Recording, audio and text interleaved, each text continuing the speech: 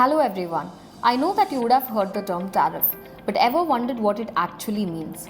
Don't worry, I've got you covered. A tariff is basically a tax that a country puts on its imported goods. A tariff war happens when countries fight back and forth, increasing the taxes on each other's goods. It's like a trade tug of war.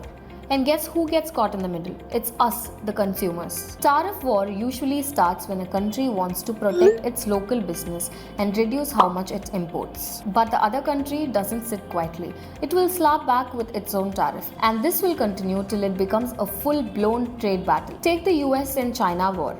This started in 2018 when US put tariff on Chinese imported goods. China did not keep quiet, it responded. So all the prices went up. The companies changed their manufacturing factories, so the global trade took a big hit. Or way back in 1930s, US implemented the Smoot-Hawley Act, while the other countries slapped back with their own tariffs, making the Great Depression even worse.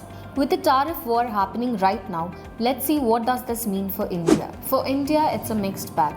Let's start with the negative impact. Electronics, cars, and farming tools may get costlier. Supply chains may also get messy, but there's a silver lining. India could attract companies that are moving out of China. Sectors like pharma and textiles may grow. Tariff wars shake up global economy. But India, if it plays smart, this could be the best chance to grow even stronger. So the next time prices change, you will know this is just tariff at war behind the scenes. Thank you for watching.